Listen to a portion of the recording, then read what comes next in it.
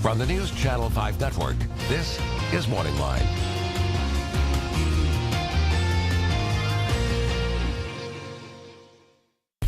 Good morning, everyone. Thanks for joining us on Morning Line.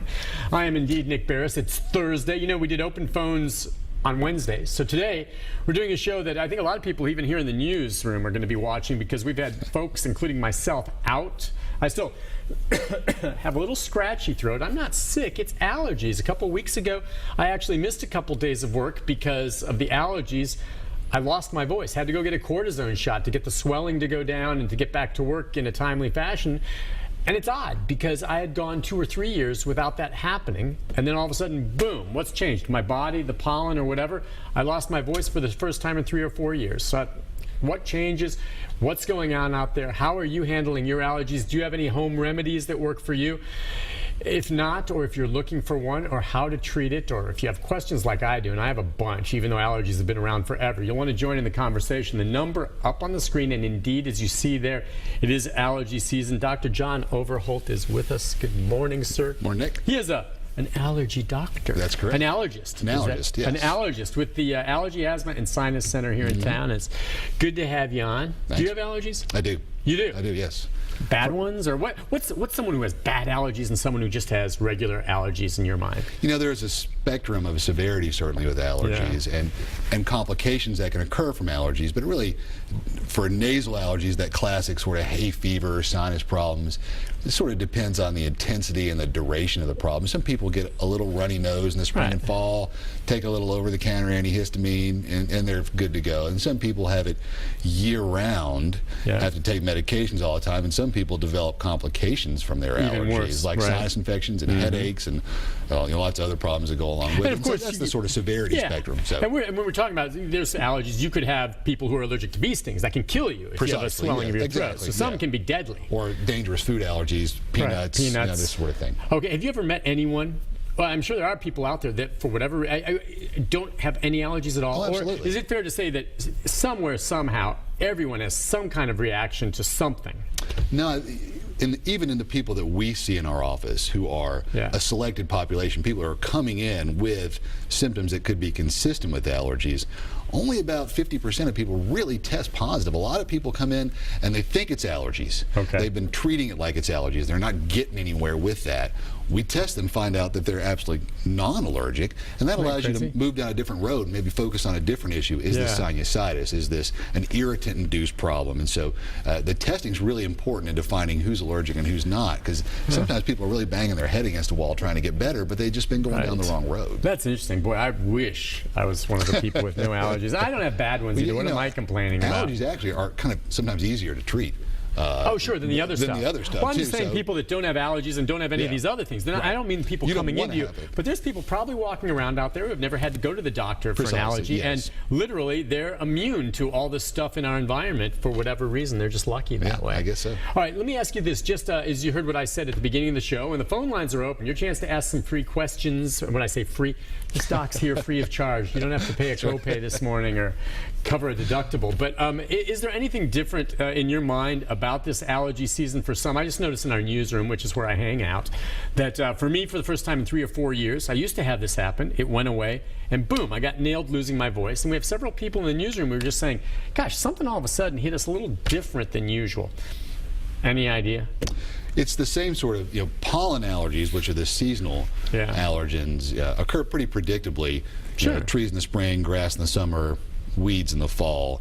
But the intensity and the duration and the timing of those symptoms is different based on weather patterns and such. And so this year we did have a long sort of dry spell, so there was nothing really to clean the ragweed pollen out of the air, and so we had this really long duration of a very high weed pollen during this fall season. So this, for some people, may have been a lot worse than previous years, because when it rains, it really just sort of cleans the pollen out of the air for a while. It dries up, the pollen comes back, and so we really didn't have that for a big chunk of time. When we say allergy season, and we have that up there, I guess technically right now kind of it is. When I think allergy season, I really think Of the spring. Yeah, it's always allergy season in our office. Okay, it always is. All right. Well, is there a month out of the year, based on the seasonal conditions we have, that you consider to be the least allergy prone? Now, I'm guessing when it's freezing in the middle of February. Usually in the dead of winter. When it's really, really cold is when there's the lowest amount of allergies. But there are still year-round allergens like mold spores and such for outdoor allergens, and of course there are indoor allergens as well. Dust mites and animal danders. So for those people who are indoors more during those times of year, that can be a worse season. Okay, so it can be season year-round. All right. Well, listen, we're going to get into a lot of it. We're going to talk about maybe some of the treatments out there. There may be some new stuff coming out, especially for folks who suffer from asthma, which can be particularly difficult during asthma season. But before we get into some of that and take our first break, let's squeeze in a quick phone call. Let's go to Candy. Good morning. Good morning, Nick. How are you today? Good, Candy. How are you? Fine. It's strange when I heard what you said that you had this allergy. I get that every 2 to 3 years, and when I get it, I lose my voice. And you know what remedy I used this time? What's that? I didn't take any medications except what I did. I drank hot tea, which is green tea. I guess it soothes my throat, the cough to me. I drank plenty of water, and I took cough drops, and you would not believe it. My voice is back. You sound great. How long ago did you lose your voice? Last week. Wow, you did awesome. You could not hear me speak the first day and the second day. And I just started drinking green tea, and it came back. Do you think if you had done that beforehand, do you think that would have prevented it, or this basically treated it? Because you obviously have allergies, right? Yeah, well, it's like I was telling you, it only comes 2 to 3 years, and it just catch me off guard. Well, I'm going to start doing that. I did do the green tea, like she said. Now, what do you suspect was the main thing that helped her there? Probably the heat from the tea that really sort of loosens up a lot of the secretions, and also some of those other over-the-counter remedies. When they reduce, cough can be sort of a self-perpetuating thing too. It really irritates the vocal cords, and if you can suppress that reaction, then you allow the vocal cords to heal up. So all those things, are helpful certainly at soothing and relieving symptoms from hoarseness and a cough. It's just interesting, that worked for her. I mean, she still had, that would not have worked. I needed more beyond that. But I know when I get the allergies too and lose my voice, it's not something like where you have a bad sore throat from a cold, where it really hurts when you swallow. That's when I know for sure that I probably have a cold, not an allergy, or the allergies turned into a cold somehow. But my doctor said too, Nick, in addition to this cortisone shot will bring the swelling down, rest your voice like you just said, and don't whisper. That's even harder on your vocal cords. And he said gargle with a mixture of, I think he said baking soda and salt in warm water. And that really seemed to help. It tastes awful, and you don't swallow it. But that, again, just brings down the swelling, soothes it. But really, aside from that, you just can't talk, which is really hard for me. Especially for you. Yeah, not just on the job. I talk too much. Let's take a call from Jewel. Jewel, good morning. Good morning, Mr. Nick. How are you? Good, Jewel. How can we help you, my friend? I've got a little information I'd like to pass on to you, if I may. Sure. I love your show and all your guests. Thank you for having such a beautiful variety of intelligent people there.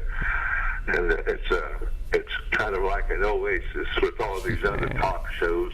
You're nice. Thank you. Yeah. Thanks for saying that. You're welcome, friend. I read this book. It's called Vermont, like the state of Vermont, Vermont Folklore. It's written by a doctor. I'm sorry I can't recall the name, and it's been years since I've read it, but I know you you talk about your bees and honey and such. I take a teaspoon every day. That's awesome. And it talks about the properties of apple cider vinegar, not distilled, but the dark tempered apple cider vinegar and honey. And he recommended 3 tablespoons of honey stirred in a half a glass of apple cider vinegar and the other half in water.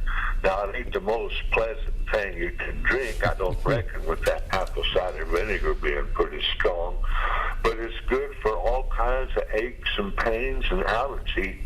And I wish I could find a copy. I'd send it to you. Well, if you find it and the name of the author, let me know. But I have to tell you, I've heard the same thing. I go with the honey, and I want to see what the doctor thinks. Apple cider vinegar, by the way, Joel, I think is good for a lot of things. And you sound very healthy. I mean, all right, and he mentioned it, and I was going to bring it up at some point during the show.